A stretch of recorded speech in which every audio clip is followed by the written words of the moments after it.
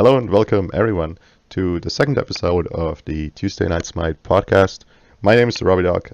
I'm joined today again by Sabo and Psycho, and we are here to talk about the second week of play that happened in the SPL Summer Split. And to start it all off, we're gonna go to the EU region because they're always the ones that play the first set of the week. And for that, I'm just gonna throw it to Psycho and ask him. What were your highlights for this week, Psycho? My highlights. My highlight would be the first day when Obey and NRG split, because it was a really cool game, a cool set rather. Because game one, NRG kinda got stomped, and game two they completely stomped Obey. It's really going back and forth between the EU teams right now, because the competition is really close. Yeah, maybe not as much back and forth in the individual games, but overall in the entire set, obviously. Yeah, that's what I meant. Yeah, and also the EU teams can compete among each other really well so far. Yeah, both teams in this set really were able to flex their muscles in one game apiece. Obey, that first game was lights out. It was an awesome showing by them, and then Energy was able to respond, show why they're the two-time defending champs, and really put on a clinic in that game number 2. Yeah, I think it kind of shows you that they're still able to compete at that type of level, because Obey is still looking like one of the best teams in EU, potentially even the best, kind of competing for that spot with Dig right now, if you ask me. And Energy being able to split with them and actually dominate one of the games shows that they're still serious competition in the region, regardless of what other results might show, in my opinion. Well, we kind of touched on this last week as well. We're waiting to see when Energy is going to actually take off and explode and be who we know them to be. And we don't know if it's necessarily the meta. I would say it's not a slow start anymore. We're halfway through the entire season, not just the split, but the entirety of season 4. So meta changes, they should have already gotten used to those, at least from how I see it. But again, this was a good week for both teams, Energy and Obey. More so for Energy, because they were able to find a split with Obey after Obey has pretty much dominated them since the Worlds. Well, you do say that both teams really they both find a 2-0 besides their game this week, but it was really against the lower seeded teams. Seeing that Obey played against the Poppies and NRG against Elevate, which I don't think is necessarily a bad team, but it's not one of the top EU teams. I don't think there's any bad teams in the SPL right now, outside of cough Flashpoint. But the Poppies, they're struggling right now, but this is really their first stint at this level. I've said this last week. I'm really high on this Elevate roster, and now that they've added Cherio to the mix, and we don't know if that change is permanent or not, but we'll talk about that in a little bit. But I wouldn't say Energy 2-0ing Elevate was a bad thing, because I think Elevate's roster as it is now has a tremendous upside, and we just have to give them time to really find themselves as a team. Yeah, I hope they take their time to do that, because that's kind of what I worry about with Elevate, is that they're gonna give up too early on trying to achieve something with this roster, because they definitely have talent, as you say, despite the type of criticism that's gone to the different places of the roster. I think they have chance to break into those top 4 of EU if they stick together and actually progress as a team. Oh, we have actually gone. That's the key, though. That's progressing as a team and staying together. As we know, Fails was on this roster last split, and he joined Enix. And it's really tough for these lower-ended teams to find any kind of traction together because these top teams will look at their players and poach their players. Yeah, which is good. When, Which is good for the players, obviously, but not for the team itself. Not for the team. when you look at the top-seeded teams, though, and compare them to Elevate, you really see the difference in the rosters. Like the players on the top teams, they stay together for a long time. And Elevate, just changing the roster when it doesn't work out won't help them. See, that's what we're kind of alluding to, though. Is Elevate has not been able to get any kind of solid roster together because, like, Fails has been pulled away. Cherio has time and time again found himself on these top teams and then removed from these top teams. And it's very hard for these lower seeded teams to really stay together because of the top teams wanting to pick their best players up. The Elevate roster as a whole right now is very promising. Nulissa's 2 Nox games, not very impressive this week, but we've seen her on Yanis and on her other top gods. Cherio's first week, no numbers has impressed me in the solo lane, and of course the Bruise brothers, Jermaine and Dardes, they're always a threat in that duo lane. No matter if they're on a bad team or a good team, you always have to account for what they can do. Yeah, and I think it's honestly more dependent on the type of team you are, whether it's wise to stick together or to make roster swaps, because we have examples of both things, or of all 4 different scenarios that you can really think of. We have examples of teams getting stronger when they make roster changes, or when they put together a completely new roster in the form of Dig, who are looking very good right now, or Enix, who's also stepped it up now that they've added Fails, right? We have examples of teams that have succeeded by sticking together, which is predominantly NRG as an example. And we have examples of teams that have fallen completely apart because they made too many roster changes, like Envy last year, I think. And then there's Enemy. And there are other teams that have fallen off by sticking together, like Enemy, I think. I think is a good example of that.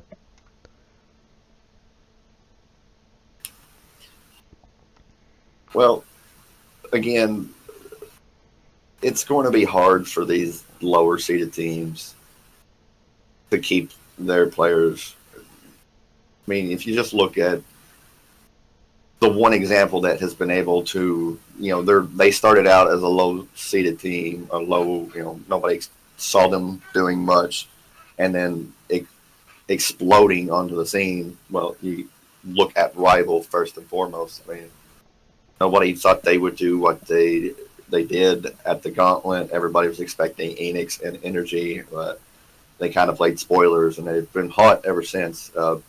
Finding a 2-0 against Burrito this week, which actually turned out to be a lot closer than the score would actually tell. 19-4 that first game, 26-9 that second game, but it was a lot closer. Burrito is making strides, but you look at Rival and where they started, and the fact that they've been able to keep all 5 of their players together now through 2.5 splits. You see what a roster like Elevate can become. We get a perfect example of it. The team finding success when they stay together. Yeah, I think the important part is just building synergy, and once you've reached sort of the peak, you reevaluate where you stand as a team and decide if bringing new people could elevate that peak a bit more. Elevate. That's a pun. Nice pun. But there's definitely still some time left for Elevate as a team to get to that point where their synergy is actually perfect, which is exactly why they should stick together. Yeah, and that's. No. I mean, I think we should clarify that there's. I've said it already in this podcast, but there's no real bad team in the SPL, and there's no real bad team in Europe. So when we say lower seeded teams, we don't necessarily mean bad teams. Now the question is, going back to Elevate, what is their goal now? Should they aim for the DreamHack spot, or should they just keep low this split and aim to get better in the long run? I don't think they have a shot at DreamHack anymore with the split only having 3 weeks left and what they've already played 3 of their 7 games. So I don't see them making a DreamHack spot, but potentially maybe foil somebody's DreamHack hopes. Maybe you look at the 5 teams that are competing: Obey, Energy, Rival, and Enix, Dignitas. They're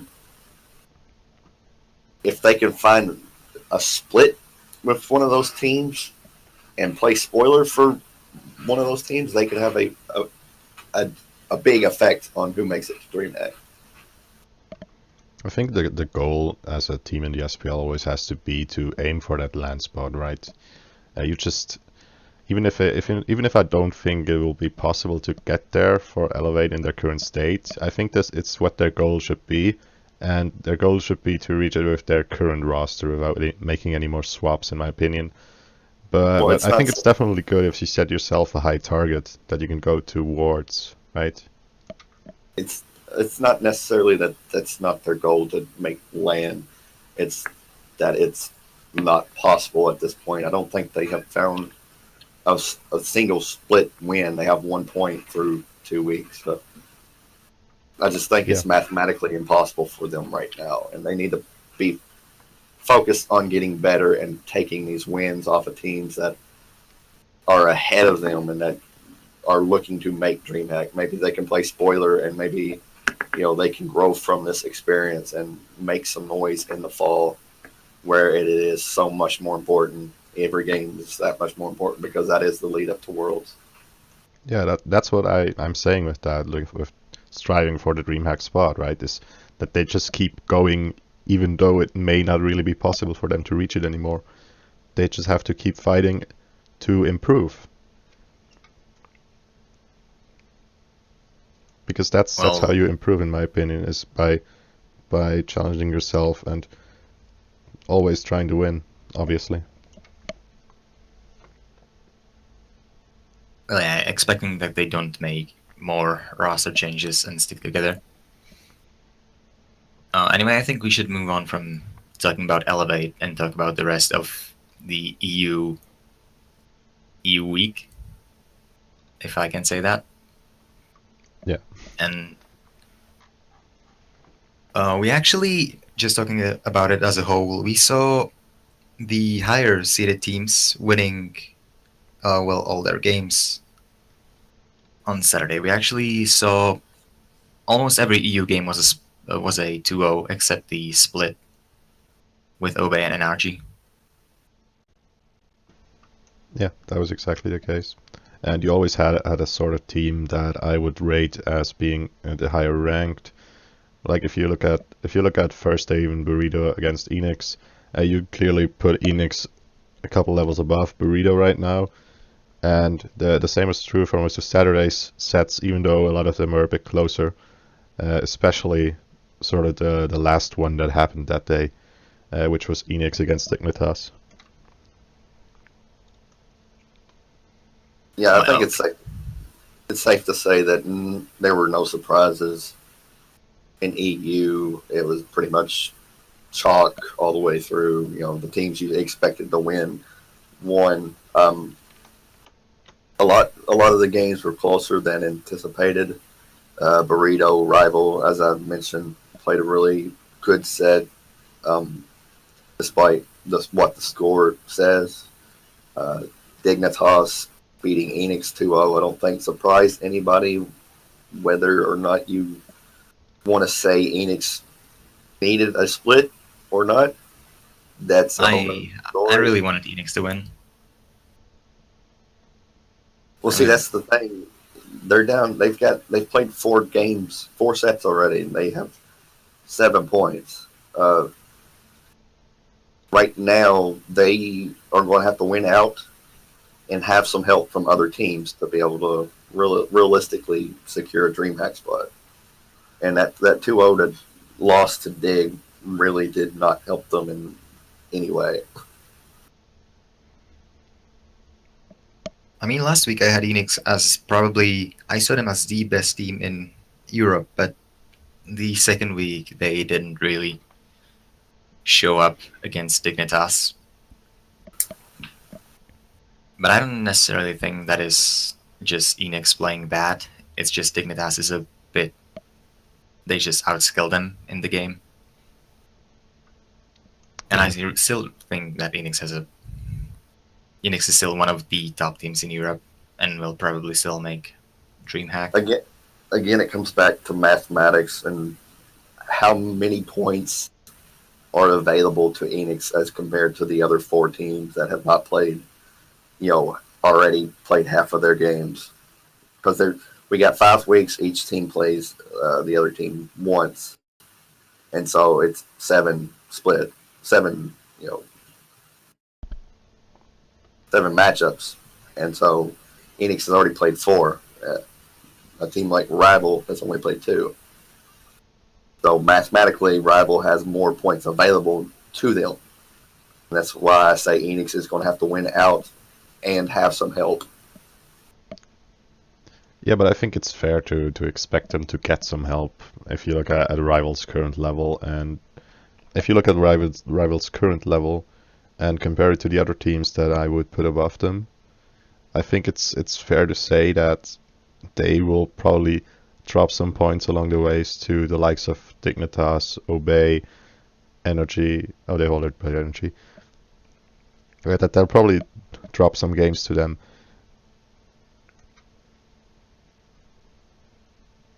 I mean, Enix is not out of discussion for DreamHack yet, but it's the road is getting tougher for them, and that 2-0 loss did not help help their hopes.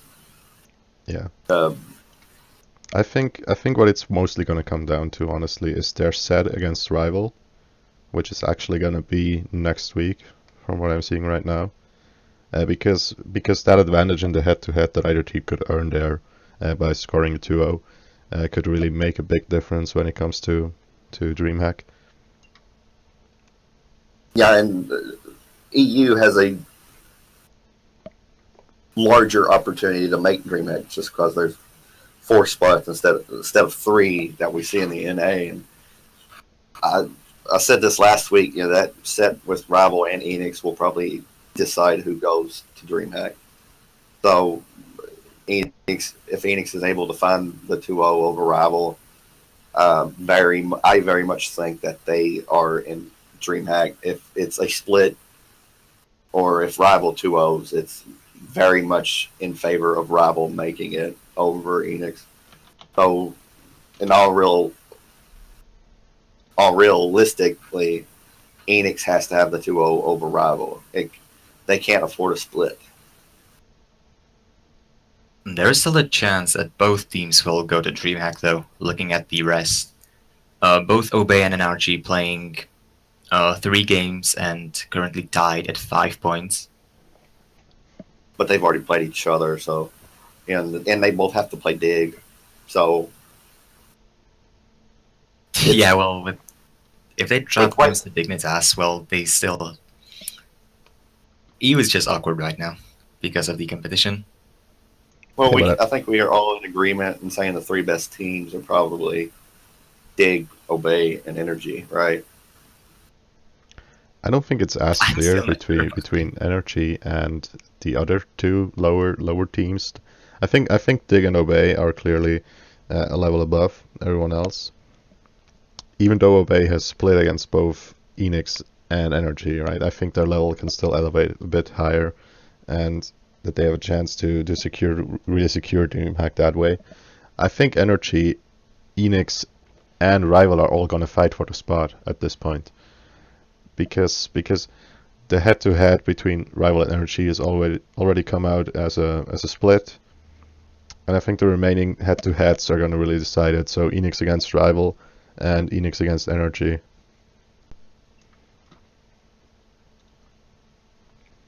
So 3 teams for 2 spots. That's basically what you're saying. Yeah, I just think Energy isn't the clear-cut third best team in EU right now. Yeah, we can clearly say that the two best teams are Dignitas and Obey, probably. But the rest is really not clear. Like we can see that the Pappies and Burrito are a bit, maybe even Elevate, are probably the 3 worst teams in EU. And I don't mean that as that they are bad teams, but they are not as good as the teams like Dignitas or Obey. Yeah, I agree with that. Like, I don't think that these teams aren't SPL worthy. I think they definitely are. And I think they have chances to take games off of the top 5 teams that I see a bit above them, especially the lower 3 of those top 5 teams, Energy, Rival, and Enix again. And I think it's not clear that those 3 teams will not lose games to those lower seeds right now, which could also play a difference when it comes to DreamHack, obviously, because if you're losing points there where your opponents are getting them, it's putting you behind.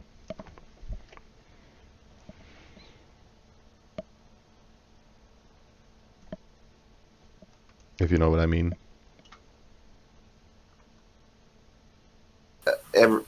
Every game's important in a 5-week split. I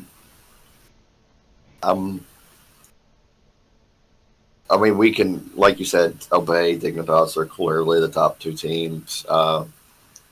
Enix, Rival, Energy, all competing for those final 2 spots. Are we certain Dig and Obey is going to take 1 and 2 for the DreamHack spots? No, but looking at the way they've played, I mean, it's a pretty safe bet that those teams should at least have 2 of the 4 spots. Energy continues to not live up to what they were doing, and I don't know if you guys caught this or not this week, but the Iraffer post on Reddit saying that it's more like a business to him now than it is a game. That mentality, I think, can hurt a team's chances, synergy, stuff like that. Do you necessarily agree with him? Is it more just it's a business now to the guys on Energy, or are they just simply taking their time? Well, I think we can only talk about Raffer himself, because we haven't really heard the opinion of the rest of Energy from what I know. And I think it can definitely be detrimental to Raffer's individual play and to how he interacts with the team, if he has that opinion. I just haven't seen it yet, and I think, right? If Raffer was actually suffering from this, and if his play was suffering from his lack of motivation, I think we would have seen it by now, and I don't think we have. Well, looking at his post and actually also the post-game interview, he did say he doesn't enjoy the game as much, but he still wants to be the top team with his teammates. So it's not like he doesn't have motivation. He said himself that they want to win Worlds again and be the top team again. And I think that's different from just not having motivation. This is just not enjoying the game as much. Yeah, but I think it can affect your motivation. Like, I think your motivation to play the game overall can affect how you practice and how you improve yourself, which is what Energy is going to have to do, and which is what Raffer is going to have to do if they want to compete with the Dicks and the Obeys. Yeah, it's very much a business to every player in the SPL. They're making money. They're playing for these organizations. It's very much a business to everybody. It's just the enjoyment that you're getting out of it is what makes it. Honestly, I think makes a team play better. And if Irafra is not enjoying the game as much as he do because it feels like so much more like a business to him now, it might be hurting Energy. But we know I'm going to use Weekend, for example, kicking Incon from Allegiance after, Incon brings him back into the SPL. He says, it's not about friendships, it's about winning worlds, and that should be what we look at when we think of, it's a business. Like, friendships, enjoyment of the game is one thing, winning is another, and you have to put yourself in the best position available to win. And whether Iraffer decides to keep playing or do a Zapman, just take a split off, it's going to be something to look at going forward. And I think we will actually talk about Zapman later on, but it's pretty much the same. He himself also said that he played this game for 5 years, like streaming every weekend and playing the game. And he got kind of tired of it, so he's taking a break. And yeah, we'll see if that happens to Iraffer too. Yeah. I think Raffer's he's also pretty close in total playtime, if you look at it, right? Because Raffer also played way back in Season 1, and maybe even pre-season, I'm not entirely sure about that. So he's also got those 4 and 5 years that Zapman has on his back, on his own back.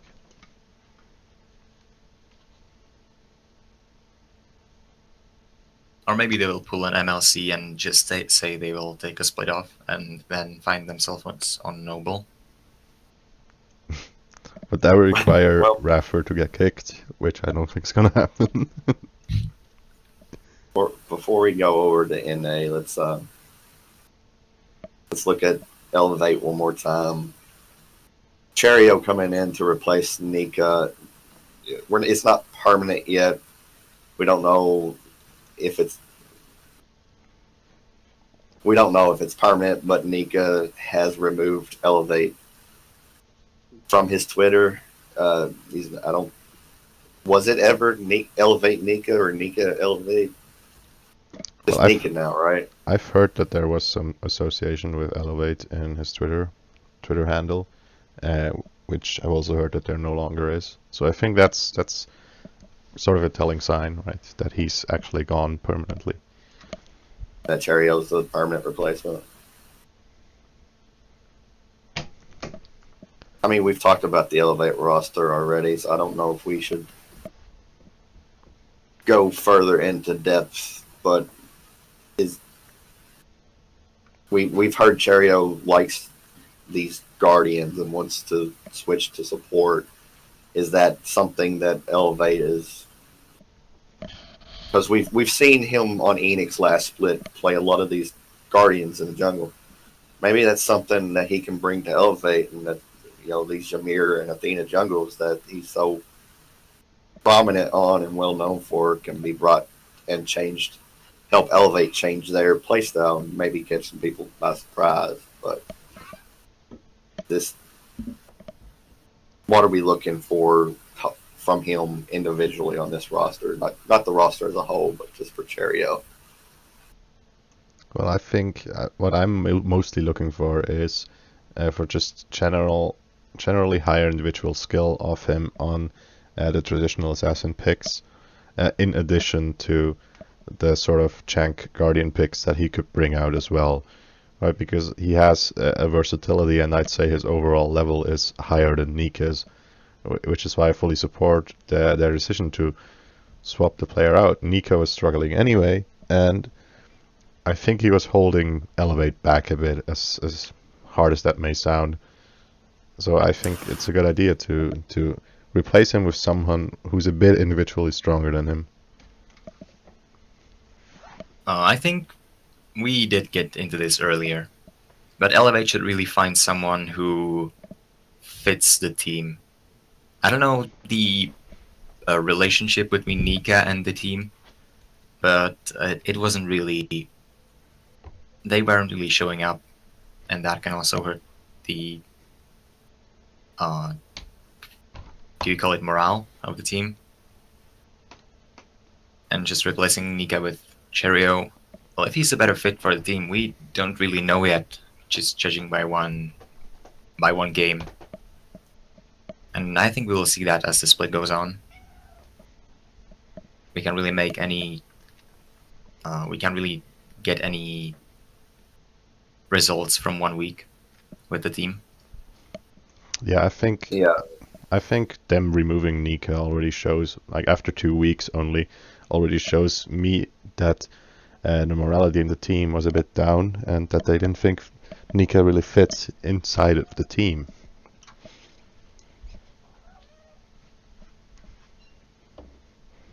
Yeah, the sample size for whether Cherio is going to be effective on this roster is not big enough yet. Obviously, the team thought Nika wasn't working in some form or another. We, like you said, we don't have an idea of what goes on in team comms or what the team dynamic is like, but obviously there was, for them to have removed him going into the second week of the split, there was obviously issues there. For me, Cherio is very much a wild card in the jungle because he has these Jane Guardian picks, and he's a high level assassin player, so you don't know what you're going to get from him god wise, and I think that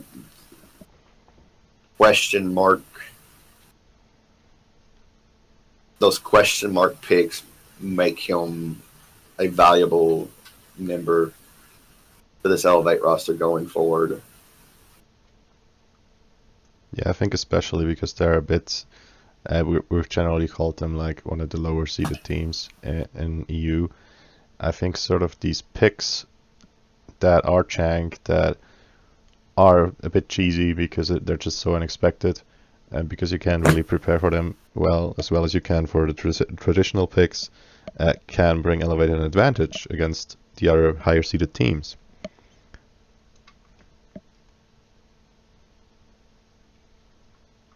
No, I don't think there's much else to talk about with this Elevate roster, though.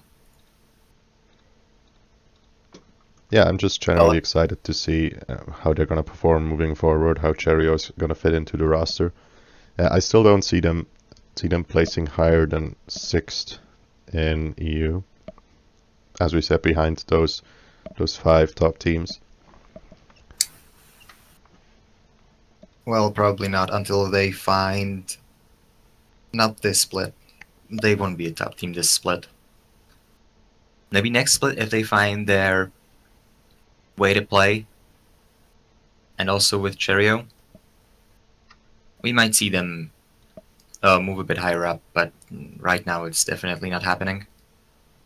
Yeah, it comes down to time and point.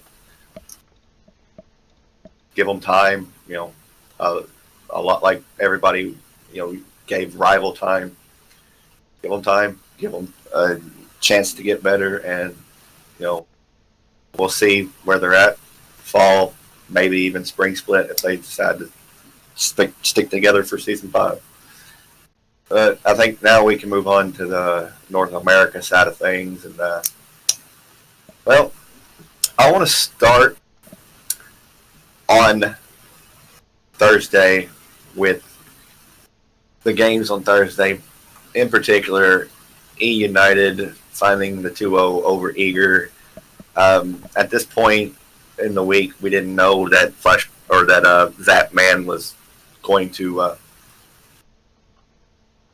call it a split and that he was going to take the rest of the split off.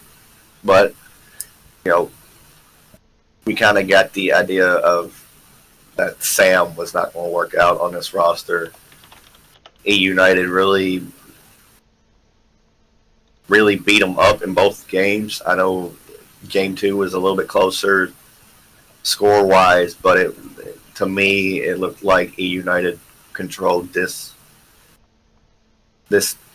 set throughout the entire 2 games, and Varizio really showed up on Thor both games, and Thor's his best god in the jungle. I don't think you can give Benji Bologna twice. That was a big that was a big issue for Eager, was that they both got 2 of their best gods, and they just allowed those 2 to control the entire set from start to finish. We saw Eager in the second game, kind of doing something at least. Unlike the first one, it was actually much closer in the kill column. Eager actually got only 2 kills in the first game and then 11 in the second one. They still lost, so it doesn't really mean much, but they definitely looked better the second game. Yeah, I can agree with that. I think this set was to a large part Varizil performing very highly, on a much higher level than we were really used to seeing from him. I think because he, as you said already, he went 6-0-9 in the first game and 6-2-8 in the second one. That is an insane slash line. That is not something you generally expect from Varizil, in my opinion, even against a now considered to be a weaker team in Eager. Well, we knew from last season Varizio was kind of a catalyst to this team's success, and that as he goes, the rest of E United / enemy goes with him, and the better he plays, I think, the better this team does in general.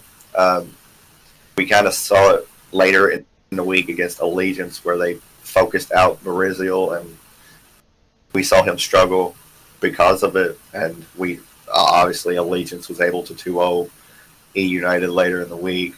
To me, the addition of Benji in the solo lane helps Varizio a lot, just because of what Benji brings to the table, the experience, the success he's had. But again, it for me, this E United roster is all, its success comes down to what Varizio is able to do on his jungle picks. Overall,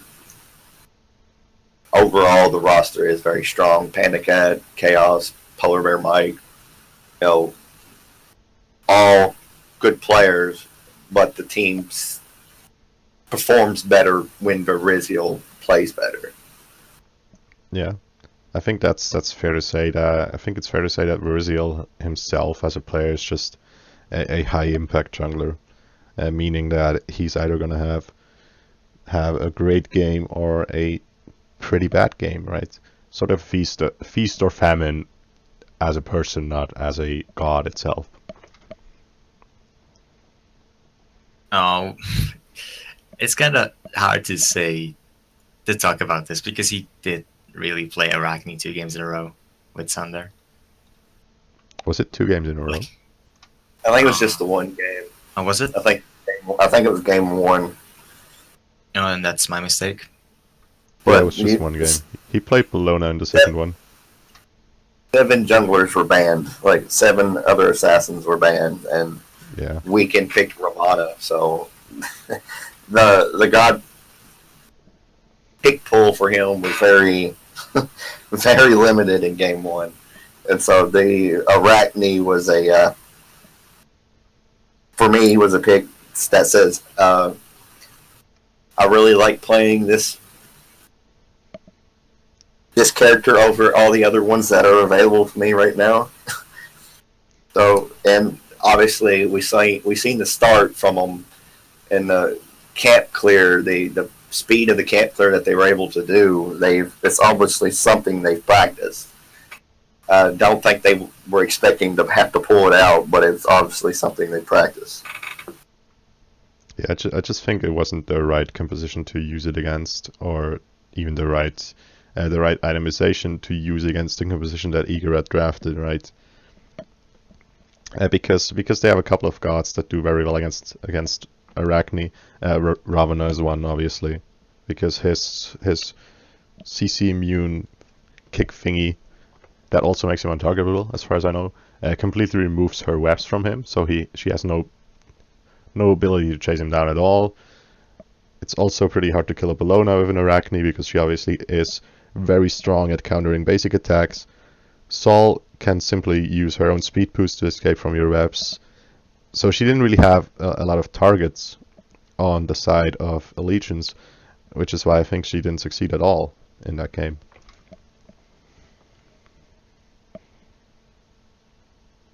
Yeah, I'd like to see something like a Fenrir or something that's a little bit more control based, as opposed to single target like Arachne is.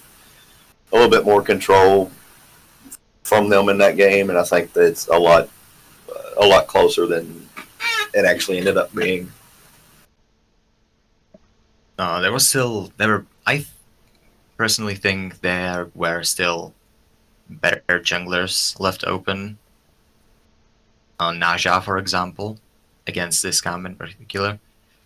Combined with the Thoth, you don't really care if Raban or Sol can escape from you if they're already dead from the Naja and Thoth ultimate. Yeah, I think both Naja and Fenrir would have been better picks than the Arachne in this situation. Maybe even an Odin. Just saying. We also saw an Odin this week, by the way. We skipped over that in the EU. I think Twig played him against someone. Just want to have it mentioned. Well, now, tell me if I'm right or wrong, but didn't Homie Faye play him against LG? Odin? Yeah, like Homie Faye played him against LG. I'm Or not it might sure. have been. I'm gonna look it up.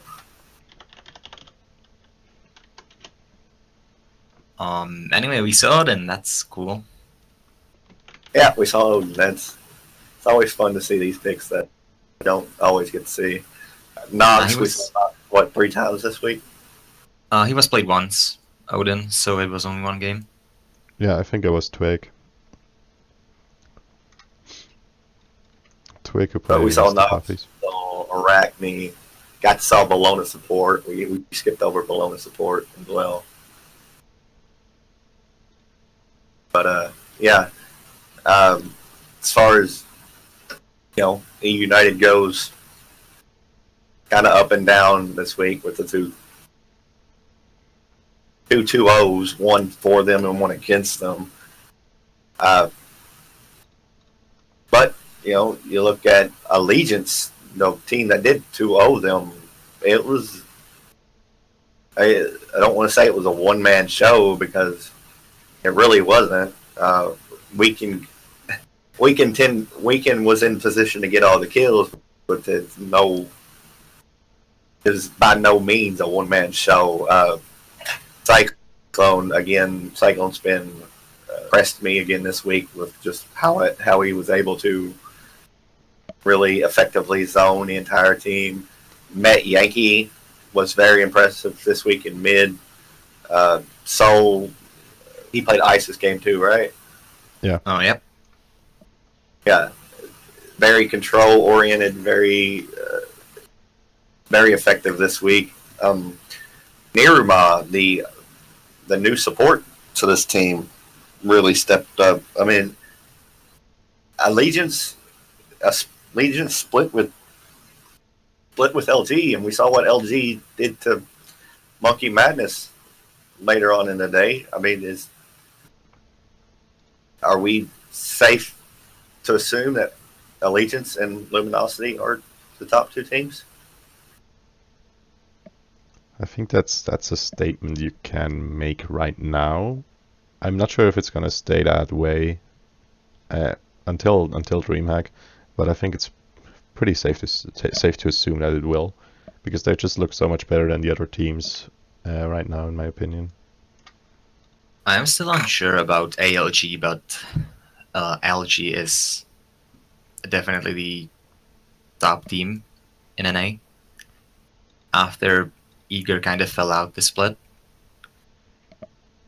ALG is definitely one of the top 3 teams, I guess, though. Just looking at the rest.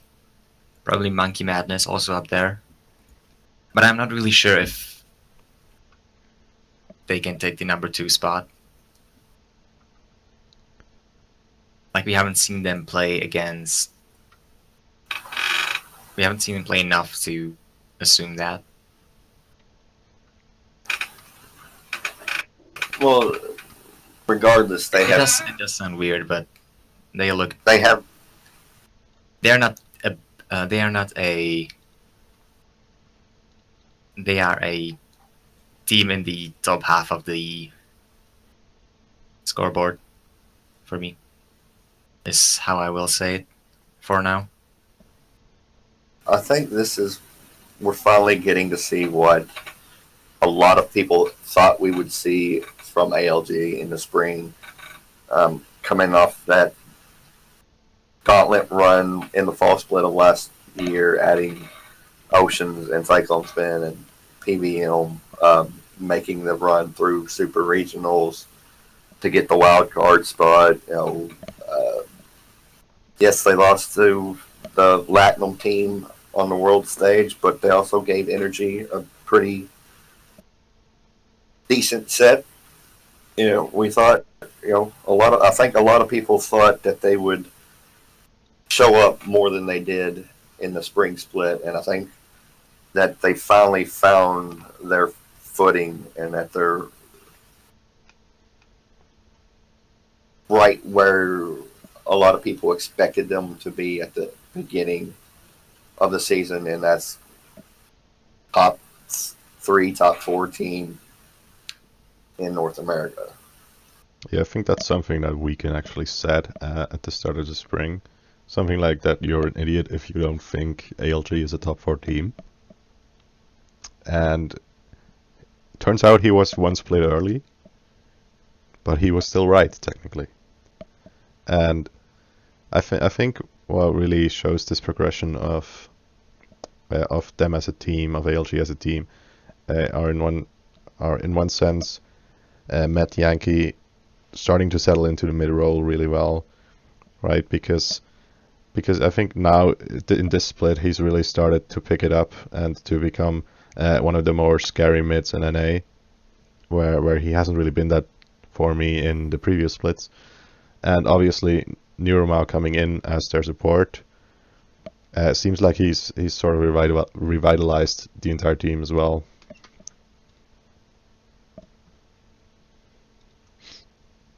Not insulting's being gone anyway. I want to clear up about Matt Yankee. I don't think he so much struggled in spring split as he was just really, really quiet. Didn't want to didn't necessarily want to look bad, didn't want to cost his team, and he was just really quiet. And I think you can say the same thing about some other players, Snoopy in particular, on Gabe, but he's finally starting to get more comfortable, like you said, in that mid role, and he's playing these characters like we've seen ISIS from him a lot so far to split. Uh, he picked up Soul, I believe. Yeah, he picked up Soul this week, took it away from Chaos. Had a great game there as well. So it's just more that he was quiet in the spring and that he's finally starting to make some noise. Nirmal, we saw what Nirmal did at the Gauntlet. Yeah, I just want to clarify real quick about Met, maybe.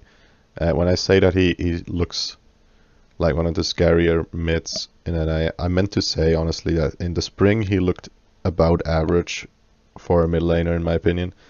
Now he's looking better than that. So I think that's part of the difference, right? But get back to your point about Nirmal. Well, Nirmal, we saw what he did in the Gauntlet. We've seen what kind of effect he could have with just his picks and bans. His Athena has really been impressive to me. Some other picks. Yeah, it's just he has really changed this team in a way. I think Polar Bear Mike was not able to, and that was just it.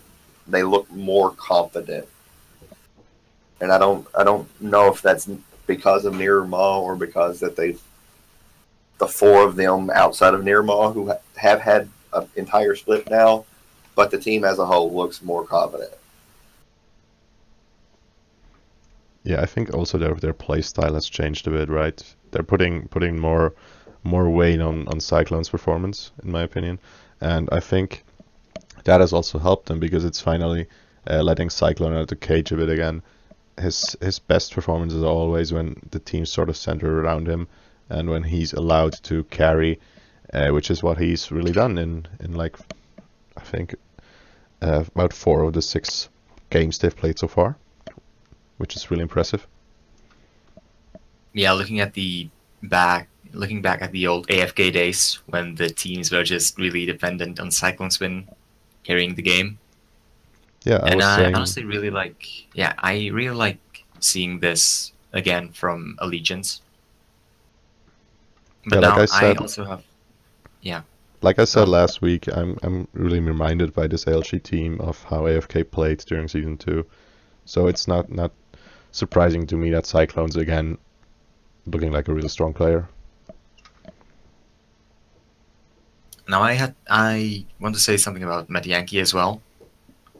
To me, he seems like more of a supportive mid laner. Like when you look at some other mid laners in the SPL, you just don't see we saw the ISIS from Matt Yankee the game 2, and that was there really for the objective control. He didn't really, and I kind of admire that because he made the transition from ADC to mid at the start of the season, I think. Yeah, am I right? Yeah. So Yeah, as an nothing ADC player, like making that change from being the carry for the team in the late game to being the supportive mage or the objective control mage like the ISIS, I really like what Madeki has done to his playstyle. well that playstyle. I mean, you bring up the AFK days and how this team reminds you so much of AFK. And Tochiki played a lot of those support Titan mages in the mid lane as well, and they found their success through that. That very much is what I think Met Yankee is doing right now. and playing these objective type control supporty type mages that they are finding their success on. I think Weekend and Cyclone have looked back at their AFKAs and seen what was working for them, what made them so successful, and have transitioned it or brought it over to this new AFK or Allegiance team. Yeah, that's what I mean most of all when I say that they're playing around Cyclone or in a way that allows him to carry, is that they're going for these supportive mid picks like the Ices, because that's what AFK used to do with Kiki, like you explained, and the rest of the roster apart from Kiki was more of a traditional style, right? You always had Incon on the supports, on the normal Guardian supports, and you always had Allied on the normal Hunters. So there's not really a lot of deviation from the standard meta in that regard, and there's also only a bit of deviation from the standard meta in regard to the jungle, because we can just generally camp solo a bit more than your average jungle maybe would. And I think the big difference between the way a normal team plays and the way an AFK Gaming and this new ALG plays lies in the mid picks and in the way they are played. Well, Weekend and standard picks don't really go together for me. Weekend, why are you on Tubacarna? You forgot to trade cards. At least that when we're talking about the old AFK days, like, nah, he really wasn't the guy to pick normal stuff. He also had those in addition to that kind of stuff. I want to see the Capri jungle one more time. Yeah, that was what I was about to say. The Capri jungle. Or Ganesh jungle. I think Ganesh jungle. I think we could find success on Ganesh jungle. But it's a fun team to watch, regardless of whether their picks are meta or not, or who plays the control type. As you said, Cyclone is back to being Cyclone, and that's very much what is making this team successful, and that the team is playing around that is what was so impressive right now. But moving on to the rest of North America, Noble looked bad on Thursday against Monkey Madness, but they looked, despite losing 2-0, looked very good against Gabe. We heard the casters allude to it so often that their team fights look good. They're, so much of what they're doing starting to look better and better is their objective control. That seems to be the biggest issue for Noble right now. I said this last week. I liked this roster going forward. I like Aquarius was one of the high spots for me on Flashpoint last split. Though Skeledon has struggled at this level, I've always liked to watch him play. He didn't really get in. I'm talking about Skeledon. Skeledon really didn't get off to a good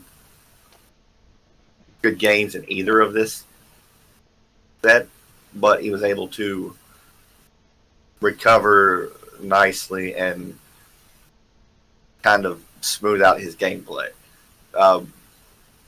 So my question to you is: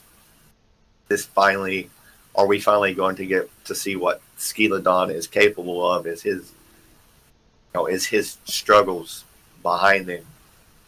Because we have seen him have success at the Challenger Cup, at the Spring Gauntlet. We've seen him have success. We've seen what he's capable of, and ultimately Noble chose to pick him up and let go of Hope, which was very, was a big talking point throughout the community. How could you let Cope go when he carried you through relegations? And, to me, Skeledon has always had a higher ceiling, but his struggles have really hurt him. And, have we finally got to see him have success at this level? Is going forward, is this what we can expect from him? Well, I'm not entirely sure if he has that ceiling, honestly. Because I think back to Skeledon when he's been in the SPL, which I think was in the fall of last season. And he's never really struck me as a player that was really impressive and that you had to actually look out for, honestly. Well, I think his coming into season 3, there was a lot of talk about him and Verizio and Homie Faye and World Edit and how this new breed of jungler was going to change the SPL. And we've seen Verizio and we've seen Homie Faye have relative success. World Edit is no longer playing, but Skeledon keeps coming in and coming out, and it's been more for me that it's been the struggles, and we've seen, like I said, we've seen what he can do at the level below this in the Challenger Cup. And are we going to finally get to see him actually bring that level of play to the SPL? Well, we have also seen what some Flashpoint players can do in the Challenger Cup, and they are also not showing anything in the SPL so far. Like, I don't think Skeledon, like, yes, he did have a good showing the set against In Memory of Gabe, but I don't think he honestly will. He's not like Nathan, or he's not like. no, Yeah, just Let me right, well, let if me you rephrase. let me explain real quick Okay. my thoughts on Skeledon just as a whole. I think he's had enough time in the SPL that if he was a sort of diamond in the rough, we would have seen the diamond by now a bit more than we have. Right? If someone's now in his third split in the SPL, I'm expecting to see more of him than what he has shown, honestly. Well, let me rephrase the question. If we see, if this is what we can expect from the future, if he settles more into his role, does Noble find the success that I'm hoping for from this roster? And when I say I'm hoping for success from this roster, I'm looking at Noble as a possible super regional team. Okay, so we're looking at exclusively at the fall split right now. Am I understanding you correctly? I think we are at this point with this team. Noble, with 3 spots for DreamHack, I don't think Noble is going to really find their footing to make it to DreamHack. But a lot like Elevate, they could potentially play spoiler if they continue to keep getting better.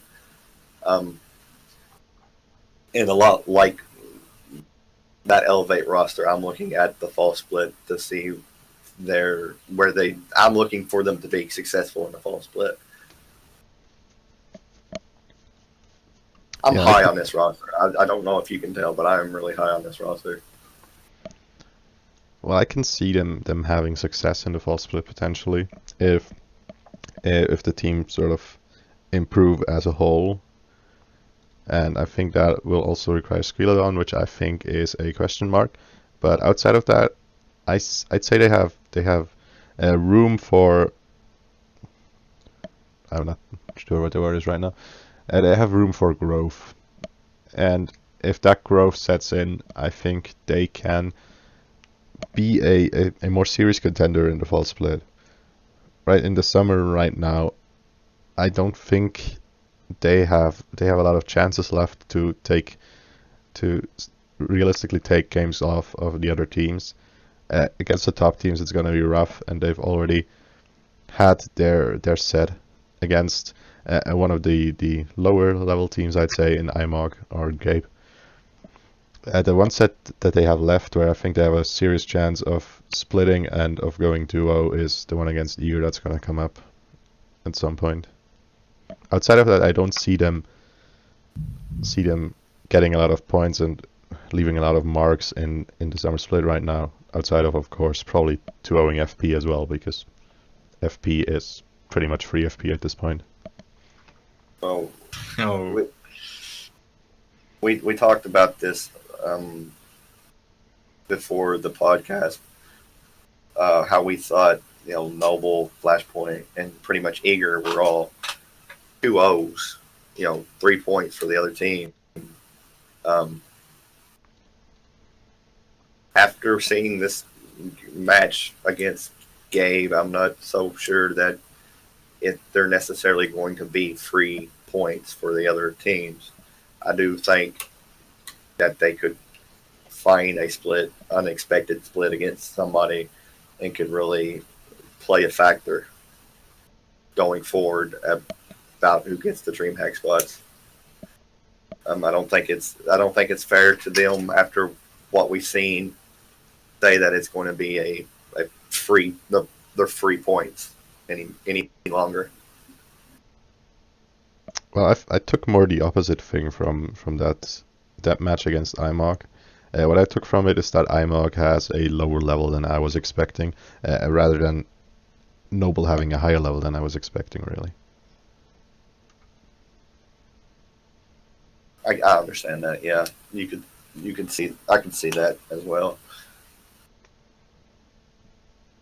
well, you said you were really hyped about the team, Noble, but I don't see that much in the current roster. Not really.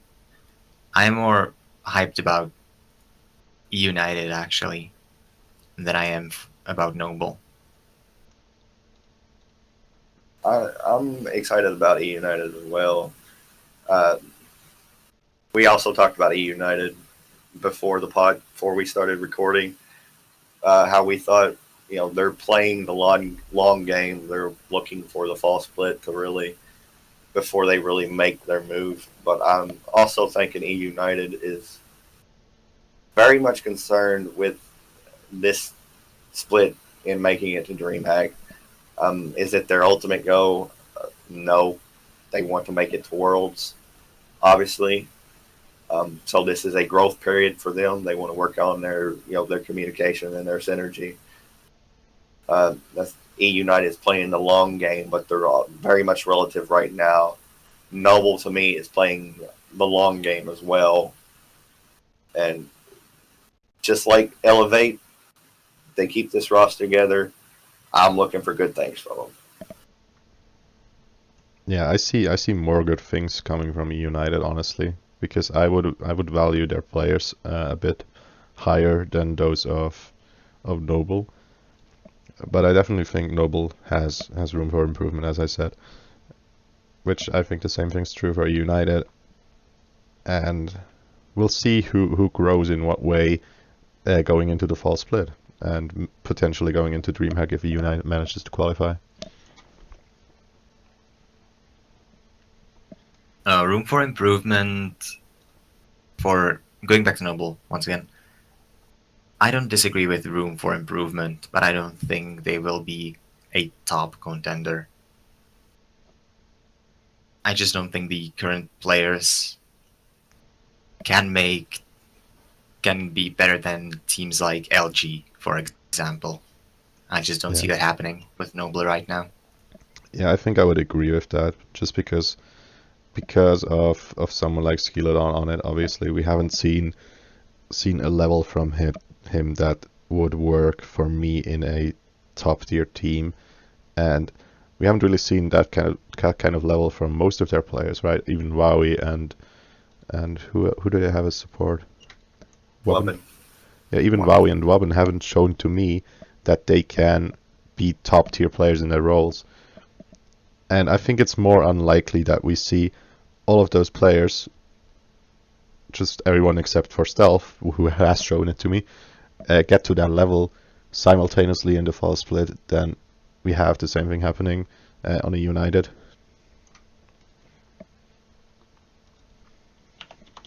I think we're in agreement to disagree here because I am an EU United fan. I'm excited about them, but I'm also very high on this Noble roster. Like I said, I think if Skeleton settles in, I think I've seen enough from Wowie and Webbit to tell me that the future is bright there. That the longer they play together, the more synergy they get, not only as a duo lane, but as a team. I think it just bodes well for the future. And whether Aquarius, I've said Aquarius had a great split, last split for Flashpoint. He was really him and Xenotronics were the two highlights for me on that roster. I've liked what I've seen from him so far on Noble. If they decide to keep him around or not, that's another thing. Walrus is available. We don't know what's going to happen with the rest of Eager. Divios might be available. Who knows? But I'm high on this current Noble roster if they choose to stay together. Yeah. So, speaking about Flashpoint and Eager, I think there's things worth touching upon there as well, because those two teams have made roster changes or have announced roster changes going into the next week. So, FP has obviously replaced Dante Lafargo now, so he is now Dante Lafargon. That is a You're allowed to laugh. Yeah. I'm not going to give you the satisfaction of that one. At least Psycho. I can appreciate good puns. Thank you. I saw the Reddit post. I saw you were the first one to make that joke. I was like, oh god, I'm gonna have to hear about this later in the week. I couldn't believe that I was actually the first one to say it. I was honestly surprised. It seems so obvious to me. But let's go move on to Walrus. Joining this Flashpoint roster, obviously he and Mirage have played together before. Last season's Noble team, the fall split of the last season, Mirage and Walrus were both on that Noble team roster. So they're obviously know each other very well. Shadow Q, Sheikah, Sops. I don't think Walrus helps this team in any way. I think this is more for Walrus's benefit of just being able to stay in the league and play at this level and get more practice. Honestly, if you're joining Flashpoint to win, you're joining for the wrong reasons because it's not going to happen. Yeah, I think it will help Flashpoint to have this more seasoned player on board. I just kind of doubt that it will be enough to actually get them to a higher level overall and to allow them to take games off of other teams right now. But I still like Flashpoint. I still think they can grow. Yeah, there's room upwards for Flashpoint because there's nowhere else to go but up. Yeah, there's nowhere else to go but up. Like obviously, Sops and Sheikah, they Challenger Cup players. Their first split in the SPL, they're going to struggle. But and they do have a good teacher in Shadow Q. I will give him this, but Shadow Q, his time in the sun has passed. I said it last week that he's probably at this point better off served as a coach instead of a player. The addition of Walrus brings in another seasoned player to this roster. I think that it will help Shops and Sheikah more than it will help Walrus because they do have another teacher on this team in Walrus. But ultimately, I don't see much success coming from just the addition of Walrus. More changes are going to have to be made if you want to find success with this.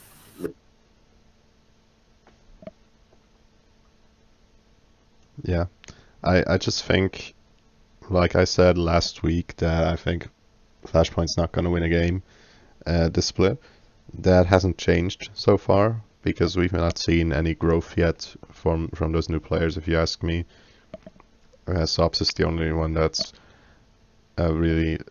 Sops is the one of the two that has looked decently at times, in my opinion, and unless we see that growth, and we see that growth quickly, I think I'm gonna keep that opinion that they're not gonna win a game this split. As harsh as it may be. I'm very much in agreement with you. I don't see them winning a game this split. And like I said, this is more for Walrus being able to stay and play in the SPL and not take a split off.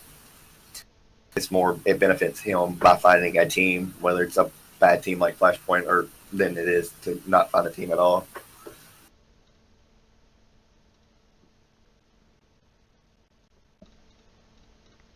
Yeah. So the other team that made roster changes, obviously, also two going into next week will be Eager, because they will have to replace Sap, and they will be voluntarily replacing Sam. And coming in for them are Zeno and Chapo, respectively. What do you think? I'm very much like the Xenotronics edition. Again, he was one of the bright spots for me on Flashpoint last split. I even went as far as saying he was probably one of the better ADCs last split. Xenotronics, we don't know if he's going to be on Eager for very long, because there is that threat of that man coming back. But I think this is an opportunity for Xenotronics to show that he is very much as good as he looked on Flashpoint last split. Chapo for me is we're gonna have to wait and see about Chapo. I wasn't too impressed with him on Noble last split. Obviously, Noble wasn't either. They removed him for a reason. To me, Zap taking a break was more of Zap wanting to look at it from a owner side rather than a player side. Because, he said on his stream that he's just burnt out and that he's tired of playing Smite all the time because he's played it for 5 years. But I'm also thinking, it's 2 weeks into the split. If you feel like this now, then you felt like this 2 weeks ago, and that this is not this isn't all of a sudden feeling. This is more of a build up over time feeling, and I think that this move for taking a break was just to get a look at the roster from an ownership side of things and not from a player side of things, and these moves are more for that.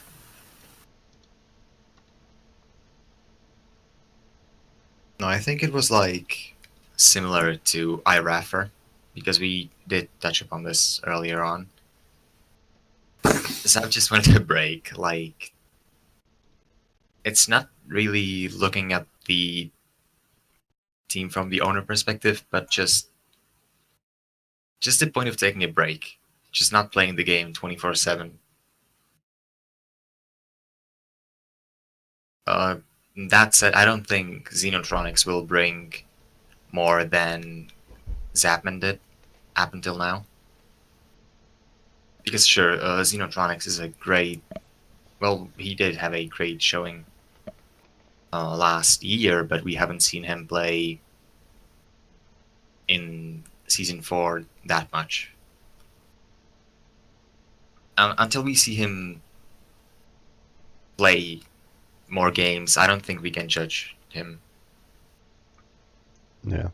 Yeah, I think it's always going to be tough to replace Zap, just because he's such a seasoned player, has such a long history behind him, and a history of really high level play. Right, he's always been considered one of the best AD carries in North America, which is hard footsteps to fill. Right, that's a large footstep to step into for someone like Xenotronics, who's not had that kind of history yet. I don't think Xeno has to fill in for Zap. I think Xeno just has to look good and filling in, but he doesn't have to fill in the shoes of Zap. Zap is one of those legendary Smite players. He's synonymous with this game. Eager, he owns Eager.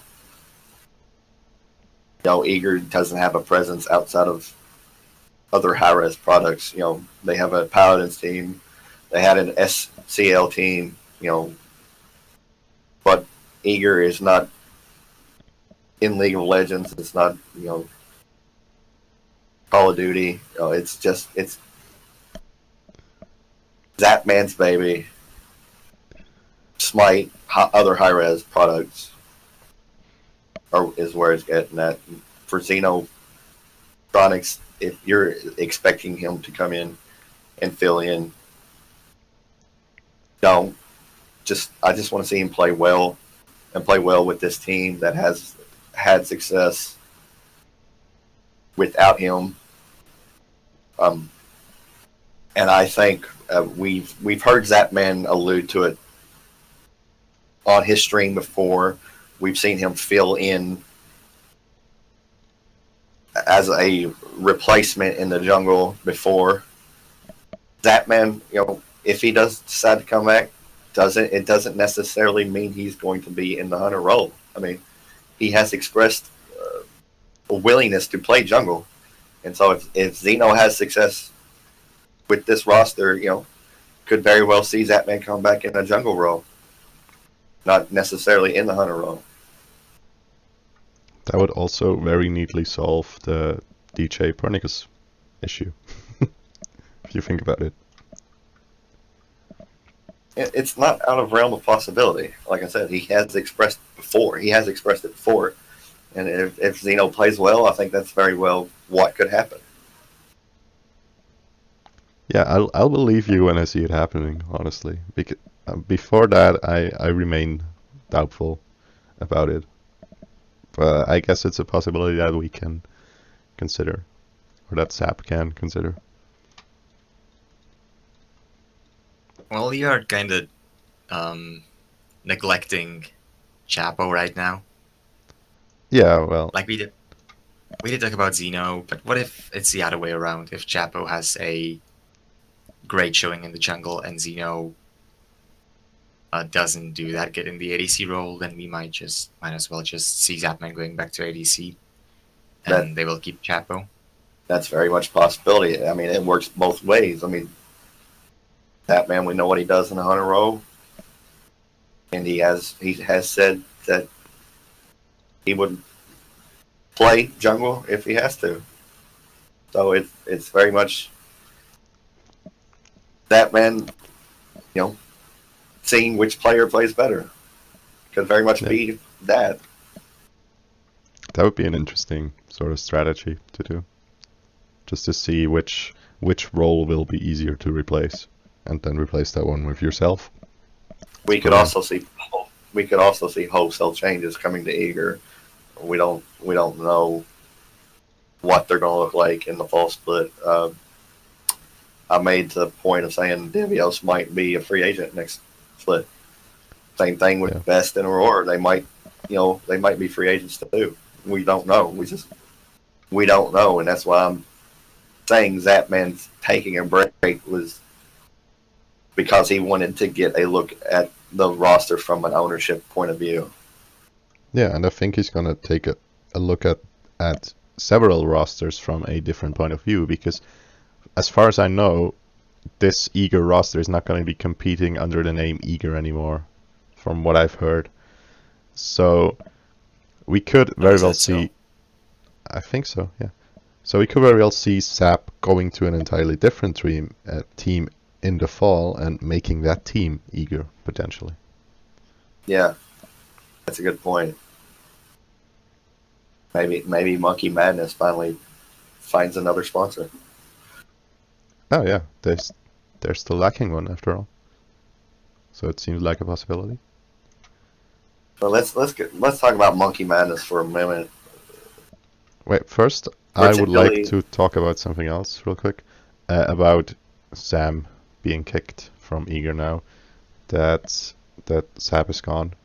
What do we think about that? Do we think it's a good idea, or do we think it's generally not that good of one?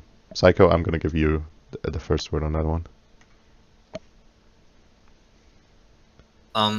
Probably the same thing with Skeleton.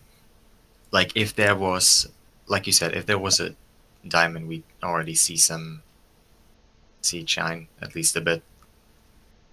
And I haven't seen that from Sam. So I don't think it is a bad idea to replace him. It's a bit premature to say Sam is not a diamond in the rough. We haven't of course, seen, but again, then if it's not working, why? Yeah, I think that's what ultimately this boils down to. Is it wasn't working. The sample size we have is 3 sets. They weren't very impressive, to say the least. Sam struggled. Maybe the Eager roster was too much for him. Maybe if he had been in a team where he could grow and not expected to come in and be top of North America right away, we might see him actually have success over time. But with Eager's expectations coming into the split, thinking that they should be at DreamHack, and for them really to not be able to compete, you look at Sam as being the only roster change, and it's easy to put it on him. Yeah, and I think Sam deserves some of that blame, right? Because we've not seen exactly really good performances from him so far. He's looked rather underwhelming, in my opinion. Yeah, the main question I'm asking myself about this roster change is whether it was too early, right? Because unlike Skeleton, in my opinion, it wasn't. We didn't have enough time to see the diamond yet, so I'm not sure if it was a bit premature to remove him already, because he's only had 2 weeks so far. Well, this also comes back to Zapman taking a break and whether or not this roster is going to be under the Eager brand anymore. If this is no longer under the Eager brand, Zap is no longer making decisions. So this could be a consensus between the rest of the team that Sam's not really fitting. So we don't really have to have him there anymore. We can make roster decisions on our own, and we feel like Zeno and Chapo are better for us right now. So to me, it's not. I want to see what Sam can do with a little bit more time. Is very early in his professional career as a Smite player. I don't think this was the roster that was right for him.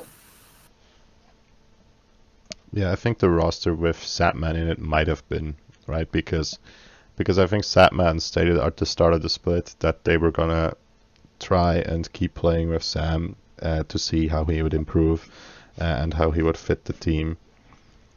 And I think part of why he's gone is also that Satman's gone now. So if Eager wants to be a team that is looking for success in this split, then overall I think it was a good idea to remove Sam, right?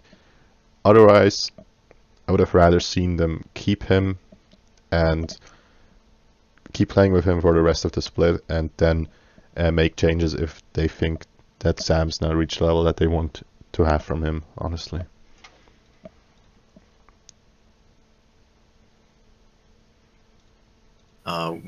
I think I said it last week on the podcast, but we saw Eager really centered around DJ and how he was doing when he was still on the team. And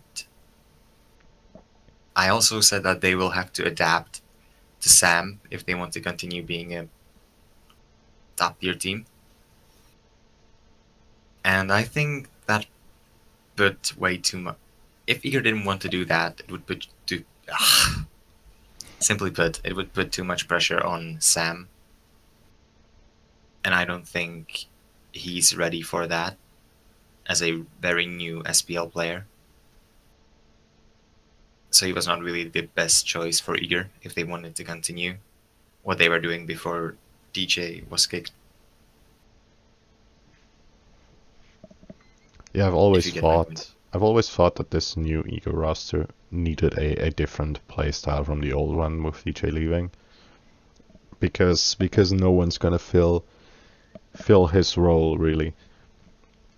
And I always thought that Sam could fill the role when it comes to the more traditional picks, which we've not seen really yet because they're only giving him 2 weeks. So yeah, it's kind of rough. But I'm not sure if Eager as a team after DJ Pernicus can still exist in the form that it used to with the same playstyle that he used to have. I think they need to go with a more traditional route right now and build a foundation doing that, and then they can look towards more chunk picks.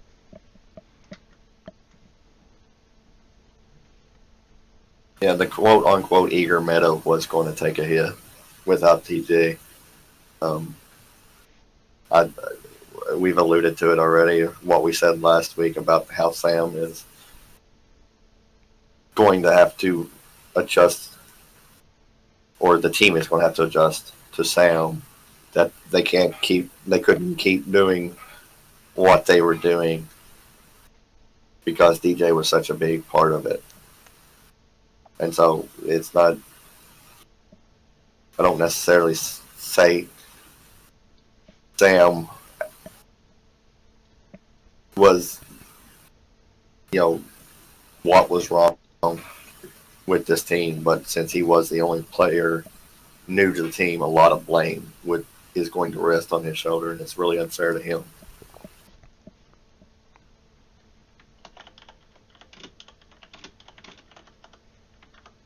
But I think we can move on now, unless there's anything else y'all want to say about Sam and Eager. I feel like we would just be repeating what was already said. Yeah. Yeah. So, what do we want to do now? Do we want to give out week 2 MVPs? Do you have any? I think we should talk real quick about LG dominating Monkey Madness. Oh yeah, did we skip those?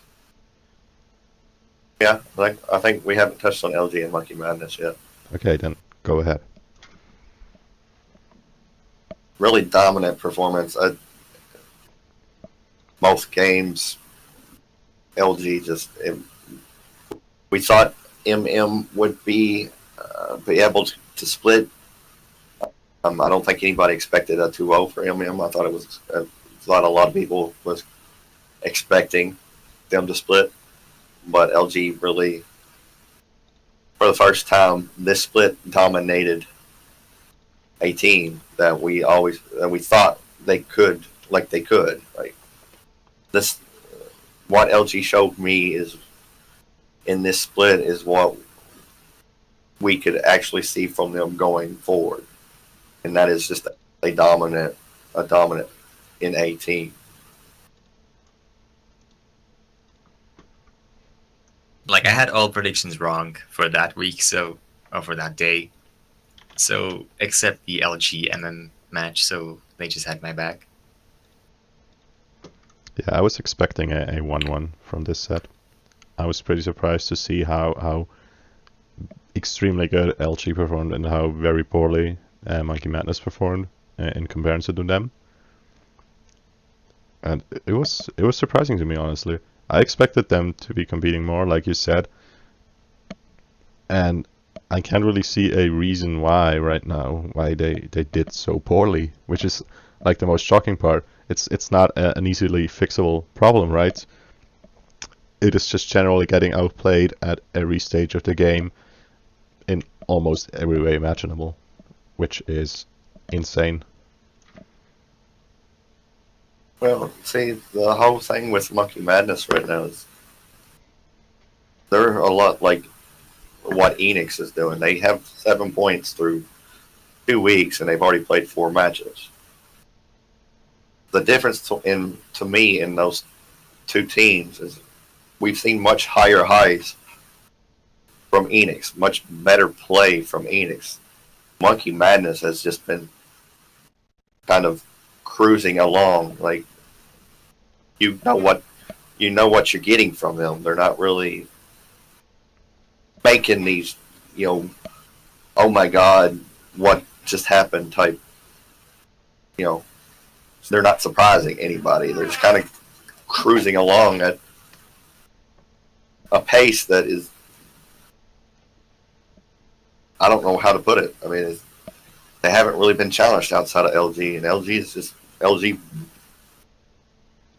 whipped them. That's all I can say is LG just whooped them. Yeah, Monkey Madness has sort of always had this same issue, in my opinion, which has been that they've not looked like a real unit, or not as much as the other teams around them, because they're just this pure collection of individual skill, and it hasn't worked so far, really. And I don't see a reason why it's gonna work in the end. Especially looking at international competition with the EU teams. I think I can put it better. From what I was saying a while ago, Monkey Madness has just been a boring team to watch, really. I think the difference between Enix and Monkey Madness is that Enix has been much more exciting than MM has, though they have found relatively the same success. MM is not exciting. Monkey Madness is not exciting to watch.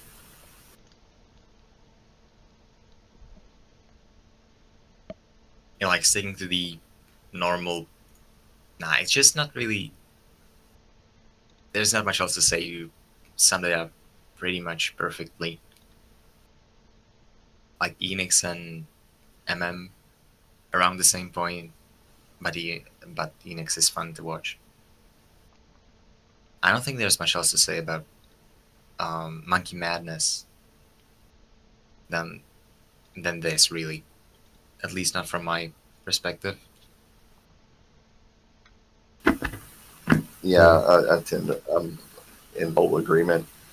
Luminosity, on the other hand, looked dominant, and they should be this dominant going forward. they've already split with Allegiance. So, going forward, it's all up to how Luminosity plays. I think they can run the table if they play like they're capable of playing.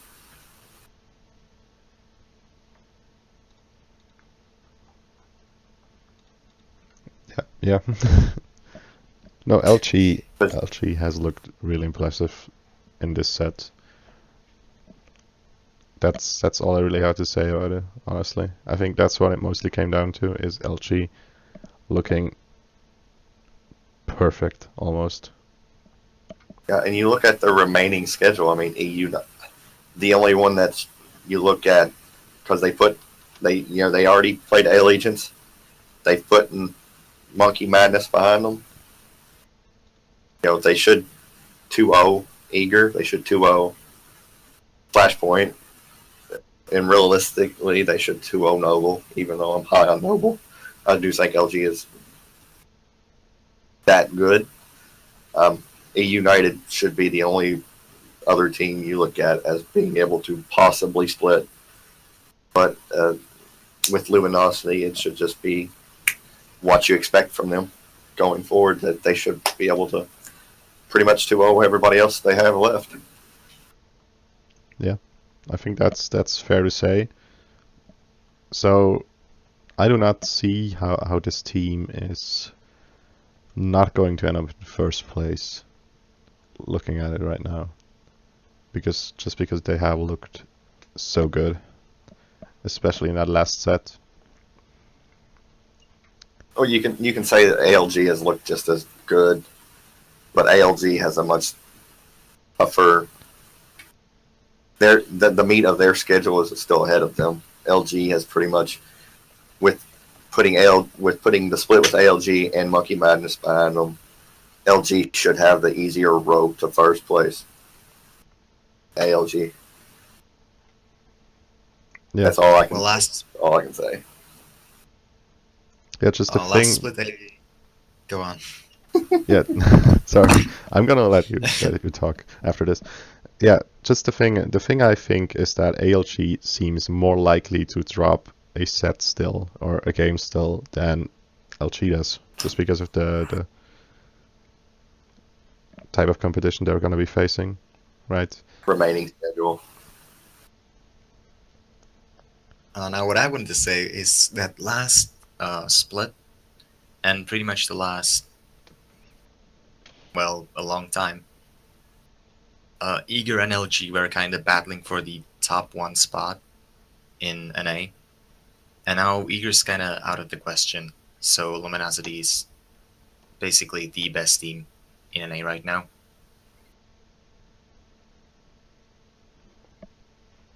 That's Not much else to say. Yeah. Not much else to say. LG's the best team right now. Yeah. The only thing that keeps them from making number one is themselves, because they have the much easier schedule going forward. So Week 2 MVPs. yeah, exactly. That was what I was gonna ask. Which one are yours?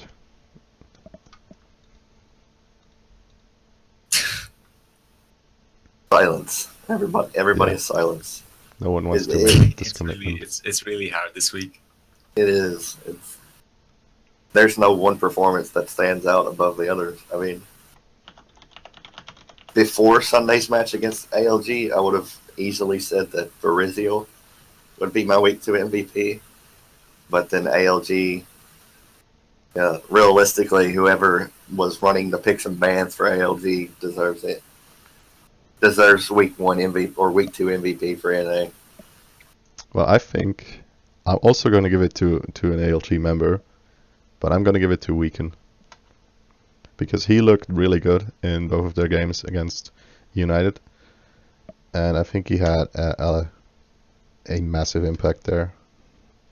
And it was very impressive, and he deserves this reward once in a while, so that people don't always think that he is terrible, because he's not.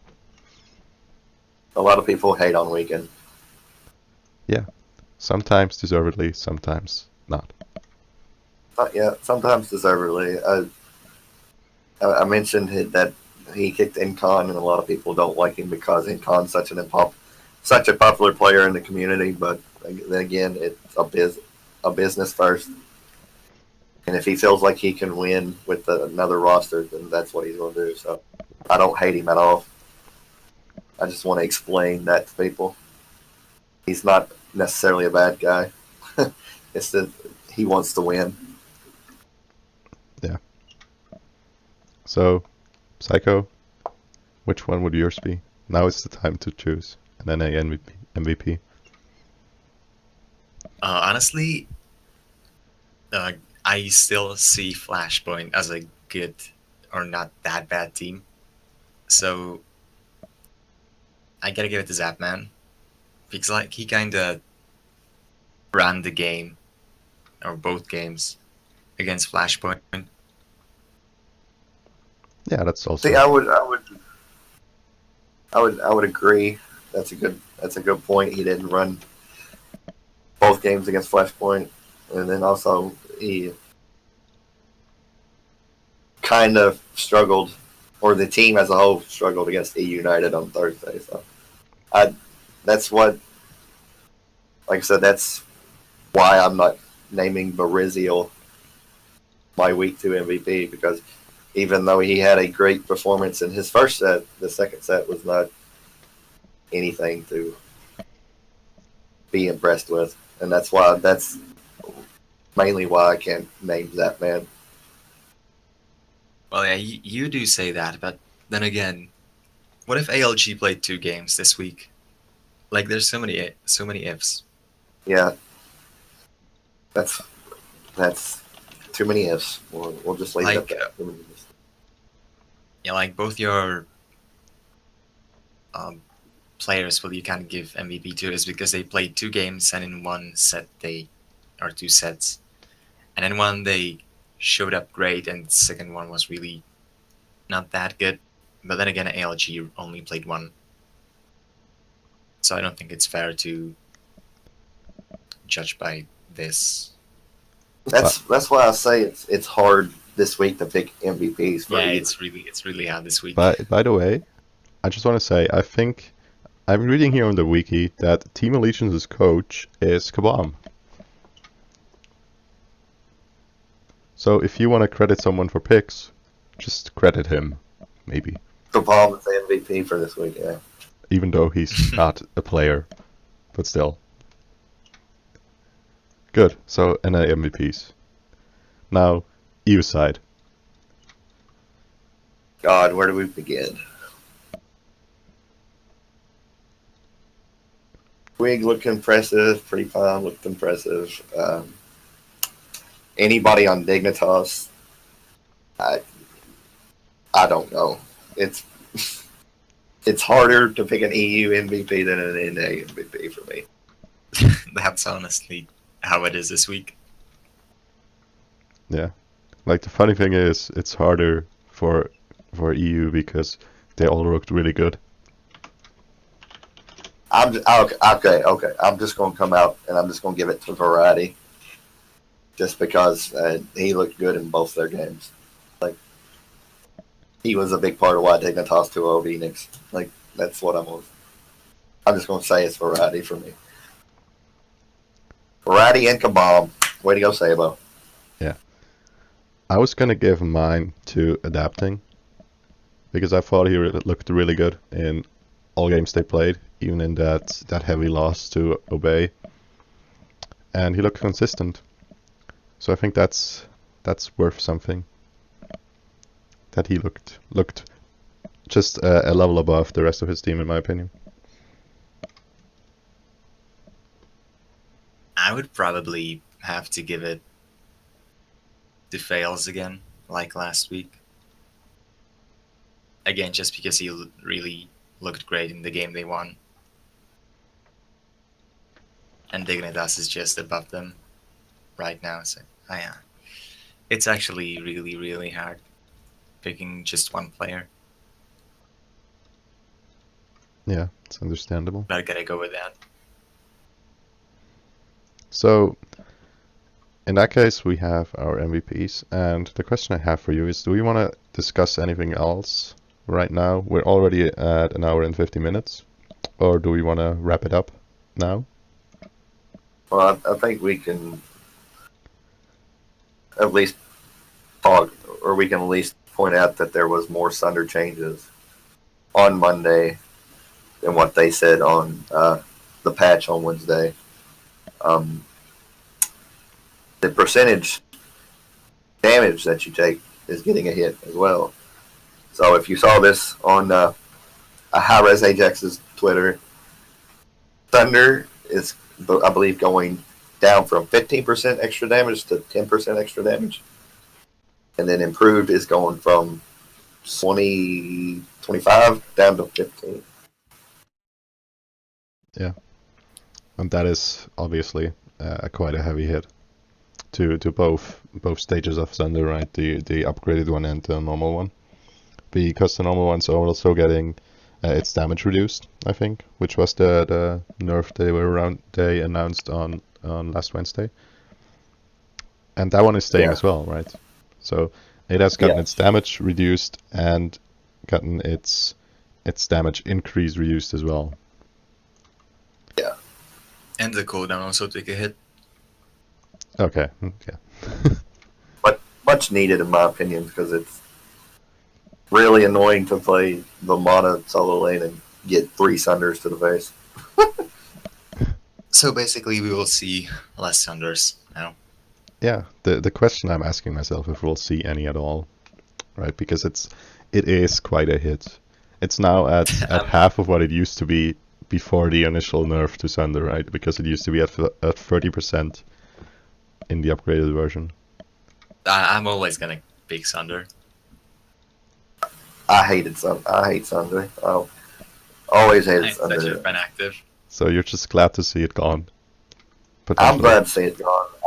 I was also really glad to see Meditation leave though too. So, but I'm a support main, so losing Meditation and losing Thunder, I'm not crying about either of those. Well, so you just basically replaced Med with Sunder, and what will you replace it with now? I've never picked up Sunder on the support role. To me, if I wasn't going to pick up Meditation, it was Shell and Frenzy. Yeah, I think Frenzy's gonna be the big replacement now for support. Just a level 1. Frenzy. And Shell is gonna stick around for level 12 because it's always good at level 12. Honestly, Frenzy, just from my own experience, evens the game in the late game if the other team has a Fire Giant. Because I don't know how many times I can tell you that other team has gotten Fire Giant, I'm defending on a Phoenix, I pop Frenzy, and we wipe them, despite them having a Fire Giant. It's an equalizer in the late game. What if they also have a Frenzy?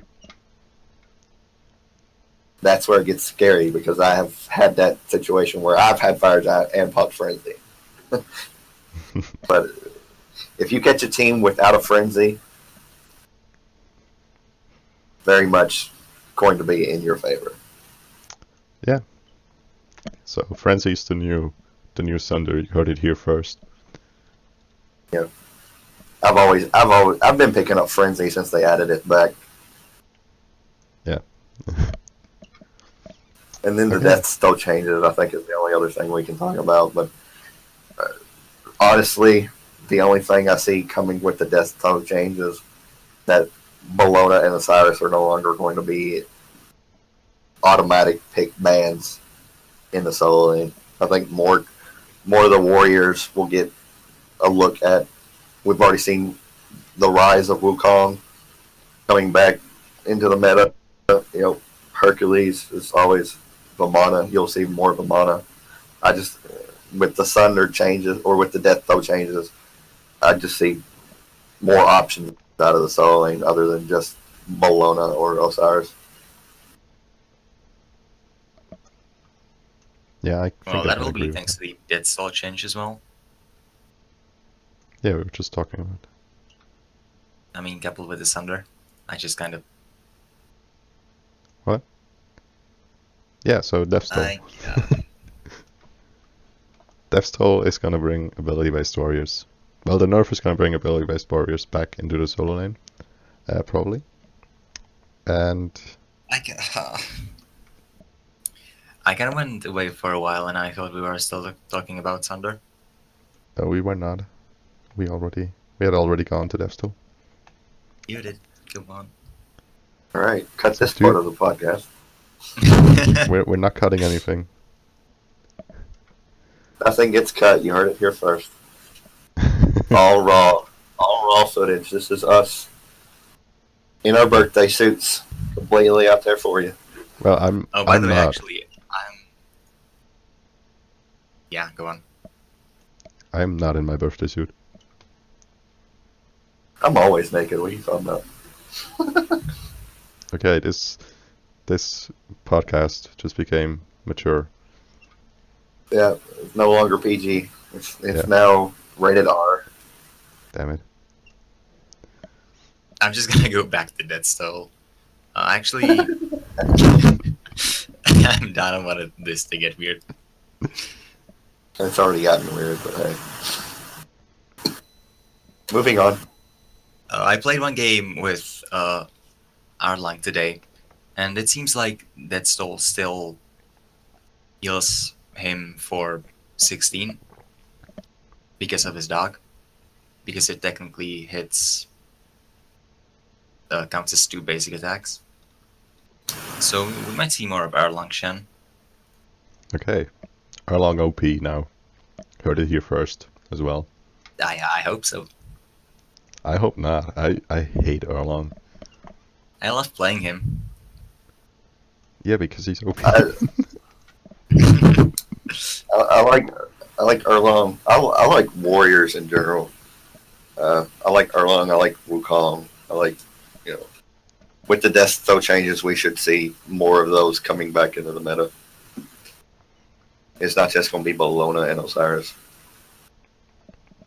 Yeah. Ravana, if he was played in the solo lane, you could see him picking up Death Toll, but most of the players now are just putting Bluestone on him, leveling his 3. So I see the changes more hitting Bologna and Osiris than I do any other position, because you can still build it in the Hunter row and be fine with it. Yeah, it makes no difference for It's more hunters. for these.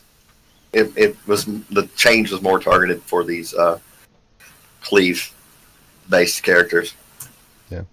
Which is why I think it was a good change. Right. It was a suggestion that was also passed around on Reddit, and it was actually one that makes a lot of sense, in my opinion. So I'm glad they implemented it that way.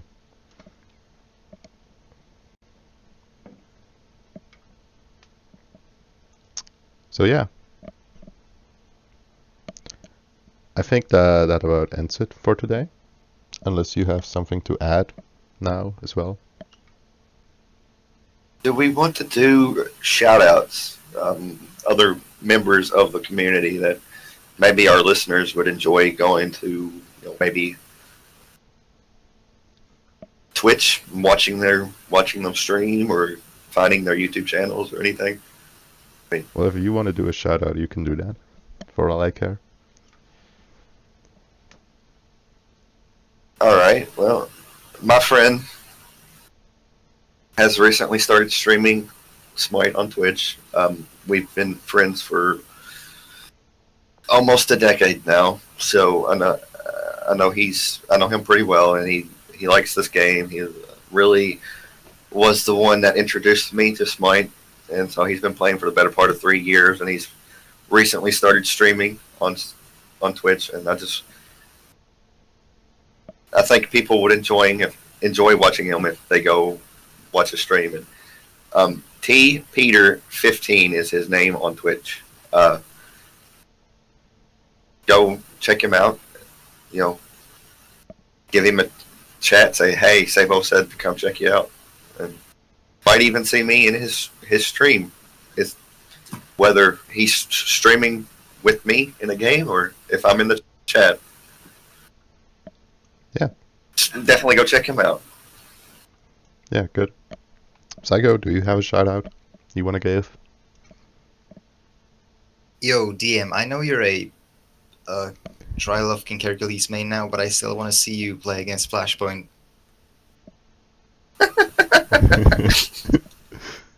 Brilliant. Yeah. Yo, I would pay to see DM versus Walrus in a solo. Yeah, should we do a fundraiser for that to happen? A Kickstarter. Yeah, Kickstarter. FP against DM and his. No, let's Yeah, just okay. have a one-on-one. Let's just have a one-on-one with Walrus and DM. Okay, but we gotta have to do it. Make it a best of 5. Yeah, first to 5. Yeah, Walrus will win that 5-0. Yeah, we might do that. We might not. You'll see. But I think that was it for this week's podcast. Thank you all for listening to us. If you liked this, leave us a like on SoundCloud or YouTube or wherever else you're seeing this. If you want to see more of this kind of stuff, you can subscribe to us on YouTube. You can follow us on SoundCloud. Yeah. And you can also follow our new Twitter account that has been online since last week as well. It is at Tuesday Night Smite. We'll also put the link in the description, and it was shown on screen during this entire thing, in case you hadn't noticed. So, that was it from us for today. I thank you all for listening again, and I thank you two, Sabo and Psycho, for being here with me. It was an honor as always. So, good night to everyone. Night, everybody. Good night.